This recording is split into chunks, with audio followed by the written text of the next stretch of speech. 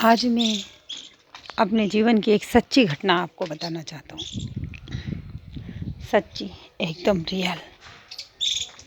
कुछ समय की बात है, या कह लो कुछ सालों की बात है, जब मैं कॉलेज में हुआ करता था।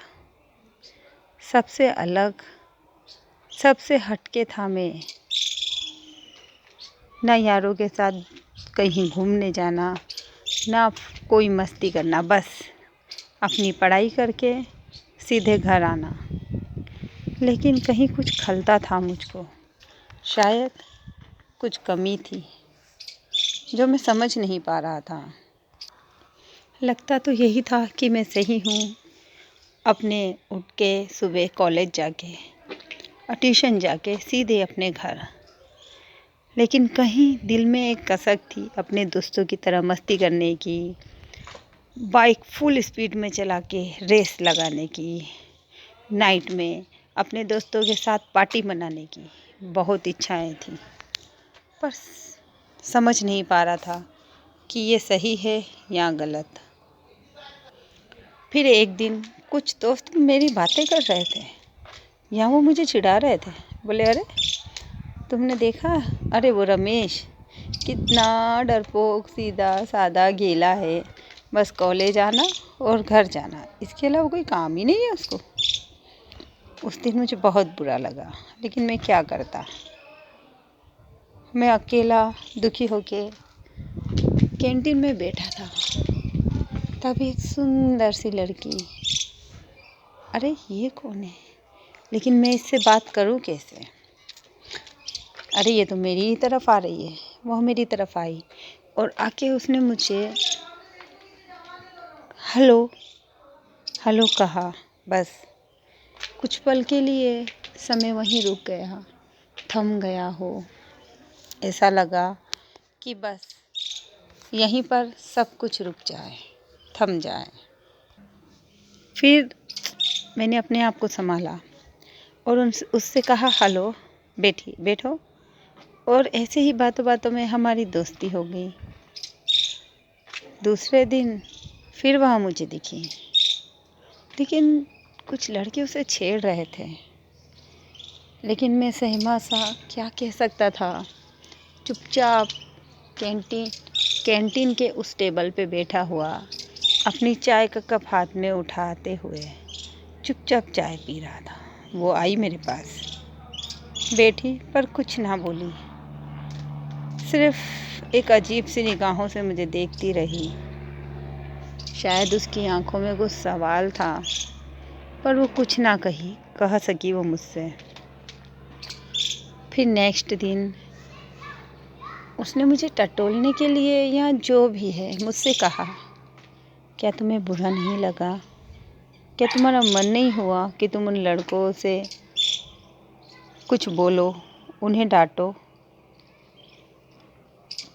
मैंने उसके सामने कुछ कहने का सोचा, पर कुछ ना कहा। मगर अंदर ही अंदर ये सवाल मुझे झंझोड़ रहा था। फिर मैंने उस लड़की को कॉल करके अपनी सारी बातें, अपनी सारी कमजोरियां बताया मैंने उसे कि वो भी चाहता है लोगों से बोलना, लोगों से लड़ना झगड़ना, लेकिन ना जाने क्यों एक कमज़ोर सा व्यक्तित्व है उसके अंदर जो उसे आगे नहीं आने देता। उस दिन उसने कुछ ऐसे शब्द कहे जिन्हें सुनने के बाद मुझे लगा, नहीं, मैं ही गलत हूँ। मैंने बहुत दिन तक इस बात में विचार किया, कॉलेज जाना बंद कर दिया, अपने आप को कमरे में बंद कर दिया और अपने आप को विचार में इतना खो डाला कि मैंने अपने आप को ही बदल डाला। अब किसी में हिम्मत है तो मुझे हाथ लगा के तो बताए, या उससे मेरे दोस्तों को कुछ कह के तो बताए। एक हफ्ते बाद जब मैं कॉलेज लौटा, कॉलेज वही था, सब दोस्त वही थे, बदल गया था तो सिर्फ मैं। सब देख के, अरे रोहित इतना बदल गया, क्या बात है, इसका चश्मा कहाँ गया?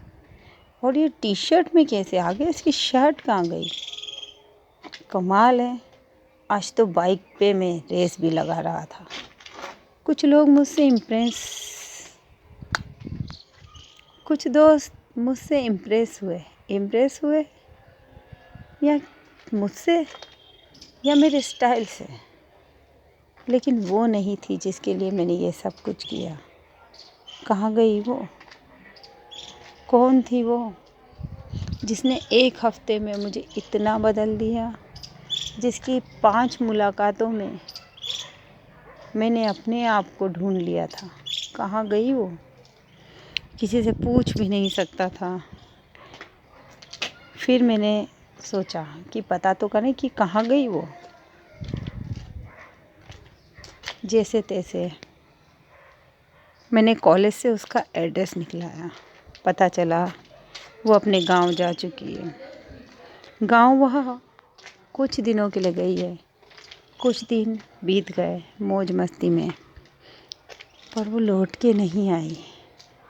अब मैं बहुत व्याकुल हो चुका था। मेरा मन करचोड़ता था कि एक बार वो निगाहें मुझे दिख जाए, एक बार वो आवाज़ मेरे कानों में घुल जाए।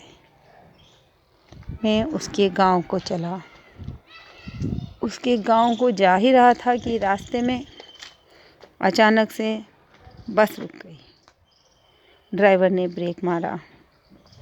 ब्रेक मार के कहा, किसी को चाय पानी पीना है तो यहाँ पे पी ले, इसके बाद बस 4 घंटों तक कहीं नहीं रुकेगी। समझ में नहीं आ रहा था 4 घंटों का सफ़र मैं कैसे बिताऊंगा। उसके गांव पहुंचा। खैर 4 घंटे उसकी यादों में निकल जाएंगे जहाँ इतने दिन निकल गए। जब गांव पहुंचा, उसके घर पहुंचा, किससे क्या कहूँ, कैसे पूछूंगा मैं। घर के बाहर मेरे कदम बढ़ते बढ़ते खुद ही रुक गए। क्या करूँगा, किससे क्या बोलूँगा, क्या पूछूँगा। कुछ ना पूछने पाया मैं। कुछ समझ भी ना पाया कि अचानक कुछ लोग इकट्ठे होकर कहीं जा रहे थे। अरे भाई, नए दिख रहे हो गांव में, कहाँ से आए हो? मैं शहर से आया हूँ। दिव्या दिव्या के कॉलेज से आया हूँ मैं। हाँ हाँ भाई ठीक है, आओ आओ, चलो हम भी वहीं जा रहे हैं, चलो। दिव्या के जब घर पहुँचा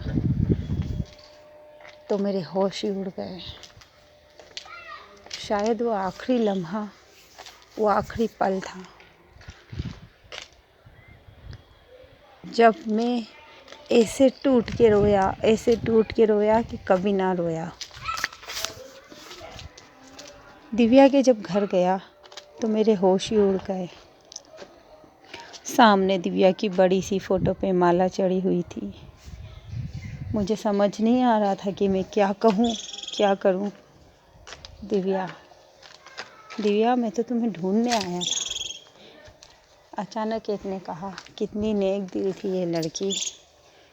कॉलेज से जब गांव आ रही थी तब एक्सीडेंट हो चुका था इसका। उस एक्सीडेंट में दिव्या सब कुछ छोड़ के चली गई थी।